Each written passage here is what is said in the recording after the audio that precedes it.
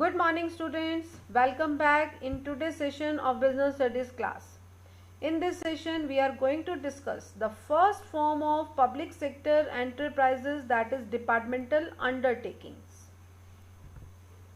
What is departmental undertakings? It refers to the public enterprises which is run as a part of government department under the direction of the minister concerned. Departmental undertakings एक ऐसे business organisations हैं जो central government, state government, local government के control में, उनकी ownership में चलाए जा रहे हैं. डिपार्टमेंटल अंडरटेकिंग्स के अंदर जो मिनिस्ट्री है वो एक सेक्रेटरी अपॉइंट करती है जिसे सेक्रेटरी ऑफ डिपार्टमेंट कहा जाता है. वही उस ऑर्गेनाइजेशन का सीईओ होता है, चीफ एग्जीक्यूटिव ऑफिसर होता है, जिसके कंट्रोल में वो पूरा जो डिपार्टमेंट है वो क्या करता है, काम करता है. डिपार्टमेंटल अंडरटेकिंग्स जो हैं एवरी ईयर अपना एक बजट प्रिपेयर करते हैं. उस बजट को उन्हें गवर्नमेंट से अप्रूव करवाना होता है. उस बजट में जो भी उन्होंने एक्सपेंडिचर किया, उससे उन्हें जो भी इनकम हुई, उस सब की जो रिपोर्ट है वो उन्हें गवर्नमेंट के पास यानी कि पार्लियामेंट में at the end of the year submit करवानी होती है.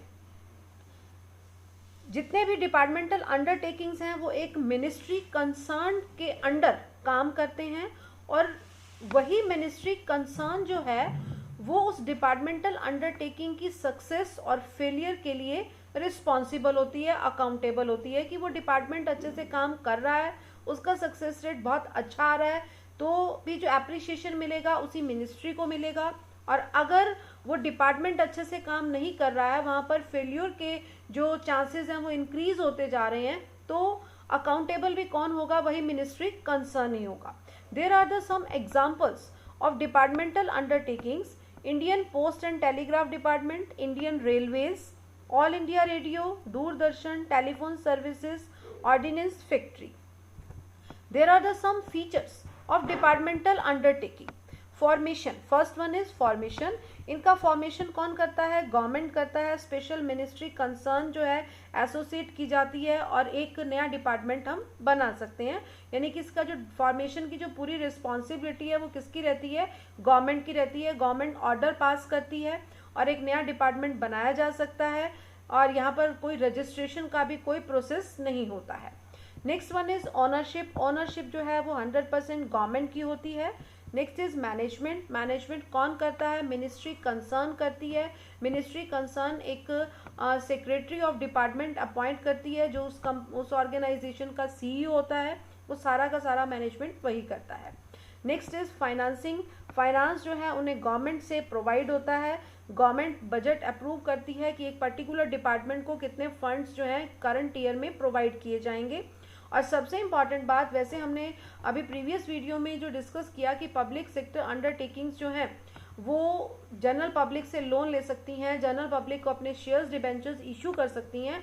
बट जो first form of departmental undertaking है, हमारा जो फर्स्ट फॉर्म है हमारा पब्लिक सेक्टर एंटरप्राइजेस का, इसके पास कोई राइट नहीं होता कि ये पब्लिक से कुछ बोरो कर सके. ठीक है, they have no right to borrow from public. ये पब्लिक से कुछ भी फंड्स कलेक्ट नहीं कर सकते हैं.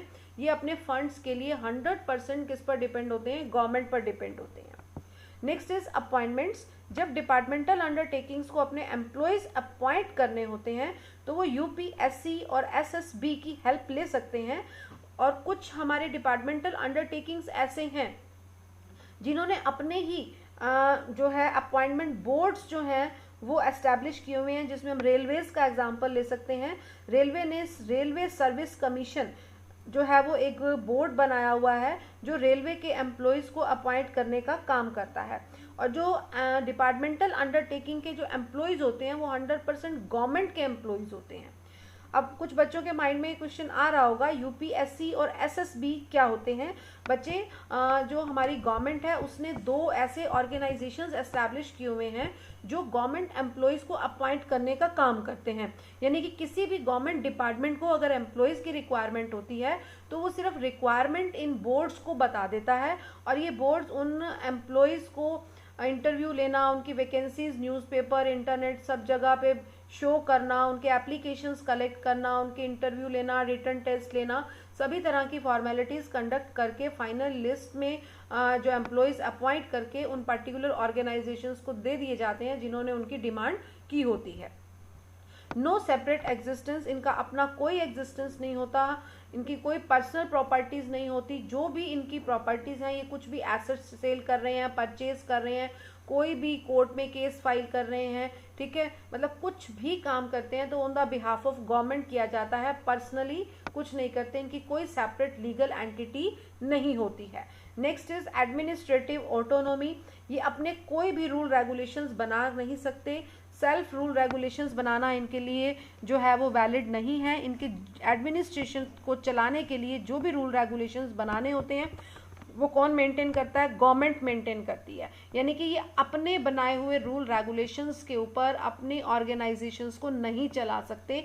इनके सभी रूल रेगुलेशंस किसने बनाए हैं? गवर्नमेंट ने बनाए हैं। गवर्नमेंट के बनाए हुए रूल रेगुलेशंस को ही ये मिनिस्ट्री कंसर्न्स जो हैं वो फॉलो करती हैं। These are the some features related to the departmental undertakings. जब आप फीचर्स को बहुत अच्छे से स्टडी करोगे तो बच्चे आपको डिपार्टमेंटल अंडरटेकिंग्स का जो कंसेप्ट है वो बहुत अच्छे से क्लियर होगा। फीचर्स को स्टडी अच्छे से करने के बाद ही आप मेरिट्स और लिमिटेशंस को डिस्कस करोगे। Next topic is merits and limitations of departmental undertakings. First one is easy formation. जब रजिस्ट्रेशन का कोई लॉन्ग प्रोसेस नहीं करना, बस गवर्नमेंट जो है वो परमिट करती है और ये डिपार्टमेंट एस्टेब्लिश हो सकते हैं। इफेक्टिव कंट्रोल यहाँ पर रहता है क्योंकि जो प्रोफेशनल्स हैं, जो मिनिस्टर्स हैं, जो सेक्रेटरी हैं, वो एक ट्रेंड और एजुकेटेड ऑफिसर्स होते हैं जो इन डिपार्टमेंट्स को अपने कंट्रोल में रखते हैं। इंक्रीज इन गवर्नमेंट कंट्रोल और गवर्नमेंट इनकम, ठीक है, यहाँ पर गवर्नमेंट की जो इनकम है वो इंक्रीज हो जाती है। जो हमारा डिपार्टमेंटल अंडरटेकिंग्स होते हैं, इनकी जितनी भी इनकम होती है वो सारी की सारी इनकम कहाँ डिपॉजिट करानी होती है? हमें गवर्नमेंट ट्रेजरी में डिपॉजिट करानी होती है। तो अगर डिपार्टमेंटल अंडरटेकिंग्स जितनी भी इनकम अर्न कर रहे हैं वो सारी की सारी इनकम कहाँ डिपॉजिट होती है? गवर्नमेंट ट्रेजरीज में डिपॉजिट होती है।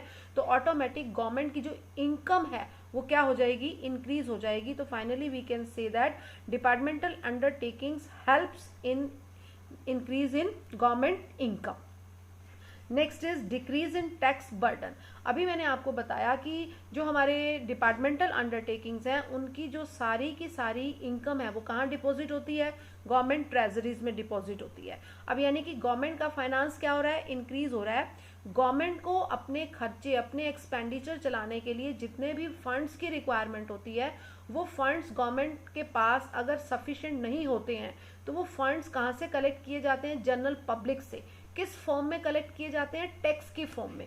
गवर्नमेंट को जितने भी अपने डिपार्टमेंट्स चलाने हैं उन सब डिपार्टमेंट्स को चलाने के लिए फाइनेंस चाहिए, और अगर गवर्नमेंट के पास फाइनेंस कम है तो वो फाइनेंस किससे कलेक्ट करती है? जनरल पब्लिक से कलेक्ट करती है। किस फॉर्म में? टैक्स की फॉर्म में। टैक्स रेट्स को बढ़ा दिया जाता है, ठीक है। और अगर हमारे डिपार्टमेंटल अंडरटेकिंग्स बहुत अच्छी इनकम अर्न कर रहे होंगे और वो सारी गवर्नमेंट ट्रेजरीज में जमा हो जाएगी तो ऑटोमेटिक गवर्नमेंट की इनकम सफिशिएंट होगी अपने इंफ्रास्ट्रक्चर को डील करने के लिए, और वो टैक्स रेट्स को हाई नहीं करेगी। Next is easy financing. सारा का सारा फाइनेंस डिपार्टमेंटल अंडरटेकिंग्स को कहाँ से मिल जाता है? गवर्नमेंट से अवेलेबल हो जाता है। Next is proper utilization of funds. जो भी फंड्स का यूटिलाइजेशन किया जाना है वो गवर्नमेंट की परमिशन से किया जाता है, ठीक है। तो इसीलिए मिस यूज ऑफ फंड्स के कोई चांसेस नहीं रहते। There are some limitations of departmental undertakings. First one is lack of prompt decision. जो भी डिसीजन लिया जाना है किसकी परमिशन से लिया जाना है? गवर्नमेंट की परमिशन से लिया जाना है।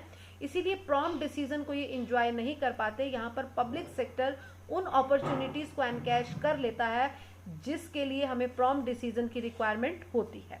Lack of flexibility. सभी रूल रेगुलेशंस किसके फॉलो करने होते हैं? हमें गवर्नमेंट के बनाए हुए फॉलो करने होती हैं। अपनी एडमिनिस्ट्रेटिव ऑटोनॉमी को हम यूज नहीं कर सकते, तो इसीलिए यहाँ पर फ्लेक्सिबिलिटी नहीं होती है। Lack of incentives. जो भी हमारे एम्प्लॉयज़ हैं उन एम्प्लॉयज़ की सैलरीज फिक्स होती हैं, उन्हें कोई एक्स्ट्रा सैलरीज नहीं मिलती हैं, एक्स्ट्रा बेनिफिट्स भी नहीं मिलते हैं कि वो जो एम्प्लॉयज़ बहुत अच्छा काम करेंगे उन्हें कुछ एक्स्ट्रा फाइनेंशियल इंसेंटिव्स दिए जाएंगे, ऐसी कोई प्रोविज़न यहाँ नहीं होती है। इसीलिए एम्प्लॉयज़ बहुत जो अच्छा काम करना भी चाहते हैं वो भी नहीं करते हैं, क्योंकि वो इस उनके माइंड में इस तरह के थॉट्स आते हैं कि जब जो लोग काम नहीं कर रहे हैं उन्हें भी उतनी सैलरीज मिल रही हैं और जो लोग काम कर रहे हैं उन्हें भी उतनी सैलरीज ही मिलेंगी। इसीलिए यहाँ पर सभी रिलैक्स मोड में जो है वो काम करते हैं, क्योंकि इंसेंटिव्स जो है एक्स्ट्रा नहीं दिए जाते हैं, यानी कि जो लोग ज़्यादा काम करते हैं उन्हें कुछ extra benefits, financial benefits provide नहीं होते हैं। Next is lack of competitive feelings. जिस तरह की कॉम्पिटिटिव फीलिंग्स प्राइवेट सेक्टर्स में होती हैं, पब्लिक सेक्टर अंडरटेकिंग्स में नहीं होती हैं। Next is increase in tax burden. अब बच्चे देखो कि अगर हमारे डिपार्टमेंटल अंडरटेकिंग्स जो हैं वो कम इनकम अर्न करेंगे, यानी कि अगर वो लॉस में जाएंगे तो गवर्नमेंट की इनकम कम होगी। क्यों? क्योंकि डिपार्टमेंटल अंडरटेकिंग्स जितनी भी इनकम अर्न करते हैं वो सारी कहाँ डिपॉजिट होती है? गवर्नमेंट ट्रेजरी में डिपॉजिट होती है। अब अगर कोई एक डिपार्टमेंटल अंडरटेकिंग भी लॉस में जा रहा होगा, ठीक है, तो उसके खर्चे तो कहाँ से आएंगे? गवर्नमेंट से आएंगे, क्योंकि उसे फाइनेंस कौन करता है? गवर्नमेंट। उसे चलाने के लिए फाइनेंस प्रोवाइड तो करेगा गवर्नमेंट, लेकिन वो डिपार्टमेंट लॉस में जा रहा है और वो गवर्नमेंट को कुछ भी इनकम नहीं दे रहा है, तो गवर्नमेंट की जो टोटल इनकम है वो क्या हो जाएगी? रिड्यूस हो जाएगी। अब गवर्नमेंट को अपने सभी इंस्टीट्यूशंस को चलाने के लिए, पब्लिक के इंफ्रास्ट्रक्चर को चलाने के लिए जो फंड्स चाहिए वो क्या हो जाएंगे? कम हो जाएंगे। अब जैसे ये फंड्स कम होते हैं तो गवर्नमेंट की इनकम कम हो गई है, और फाइनली गवर्नमेंट अपनी इनकम को इंक्रीज करने के लिए क्या कर सकती है?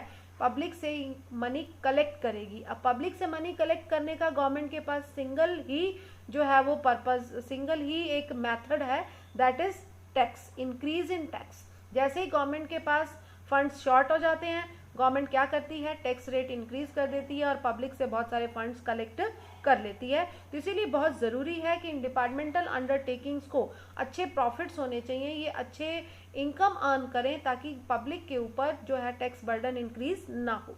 मोर पॉलिटिकल इंटरफेरेंस। गवर्नमेंट के डिपार्टमेंट्स हैं, गवर्नमेंट की मिनिस्ट्री इसे चला रही है, तो गवर्नमेंट का 100% यहाँ पर इंटरफेरेंस रहता है। गवर्नमेंट के बनाए हुए रूल रेगुलेशंस को ही यहाँ पर फॉलो करना कंपल्सरी हो जाता है। Last one is red tapism. Red tapism means होता है बच्चे कि जहाँ पर बहुत ज़्यादा एक्सेसिव पेपर वर्क हो, प्लानिंग बहुत ज़्यादा हो, पेपर वर्क बहुत ज़्यादा हो, ठीक है, और ऐसे एम्प्लॉयज़ के अंदर ऐसी मेंटालिटी हो कि वो अपने काम को फिनिश ही नहीं करना चाहते हैं, ठीक है। अगर काम का बर्डन ज़्यादा है तो वो उस बर्डन को बियर करने के लिए रेडी नहीं होते हैं, ठीक है, वो बहुत कम काम करते हैं। ऑलवेज उनकी टेबल्स के ऊपर पेंडिंग फाइल्स जो हैं वो मतलब शो होती रहती हैं। तो इस सब प्रोसीजर को हम क्या कहते हैं? रेड टेपिज्म कहते हैं, जहाँ पर बहुत ज़्यादा पेपर वर्क है, जहाँ पर बहुत ज़्यादा पेंडिंग वर्क है, ठीक है, और जहाँ पर ऐसे एम्प्लॉयज़ हैं जो वर्क को फिनिश करना ही नहीं चाहते हैं, तो इस सिचुएशन को हम क्या कहते हैं? रेड टेपिज्म कहते हैं। और डिपार्टमेंटल अंडरटेकिंग्स के अंदर मोस्टली हमें ये देखने को मिलेगा कि वहाँ पर रेड टेपिज्म है ही है। These are the some merits and limitations of the departmental undertakings. Now come to the last topic of today's session, that is utility of departmental undertakings, कि किन किन एरियाज में डिपार्टमेंटल अंडरटेकिंग्स को establish करना government के लिए, general public के लिए बेनिफिशियल रहता है। Where the complete control of the government is essential for public welfare, where secrecy plays a vital role, for example defense industries, where services for the public utility are to be made available and the contribution of the private sector is nil। बहुत सारे ऐसे sectors हैं जहाँ पर general public के लिए services provide करना compulsory तो है, लेकिन वहाँ पर प्राइवेट सेक्टर आगे ही नहीं आ रहा है, ठीक है। प्राइवेट सेक्टर जब आगे नहीं आ रहा और वो एसेंशियल सर्विसेज हैं तो किसे प्रोवाइड करनी पड़ेंगी? गवर्नमेंट को ही प्रोवाइड करनी पड़ेंगी। तो गवर्नमेंट वहाँ पर किस फॉर्म में सर्विसेज प्रोवाइड करता है? पब्लिक सेक्टर अंडरटेकिंग्स की फॉर्म में वो सर्विसेज प्रोवाइड करता है। आप रेलवेज का एग्जांपल देख सकते हो। Where heavy investment is involve without any guarantee of profit. ऐसे अगर कोई डिपार्टमेंट्स हैं जहाँ पर बहुत लार्ज अमाउंट ऑफ कैपिटल की रिक्वायरमेंट है और रिस्क बहुत ज़्यादा है और प्रॉफिट की कोई गारंटी नहीं है, तो वहाँ पर भी हमें किसकी हेल्प लेनी पड़ती है, डिपार्टमेंटल अंडरटेकिंग्स यानी कि पब्लिक सेक्टर एंटरप्राइजेस की हेल्प लेनी पड़ती है। That's all about the departmental undertakings. Students, आप इस टॉपिक को बहुत अच्छे से प्रिपेयर करोगे एग्जामिनेशन पॉइंट ऑफ व्यू के लिए। वेरी वेरी इंपॉर्टेंट टॉपिक है ये। Thanks for watching this video and have a nice day.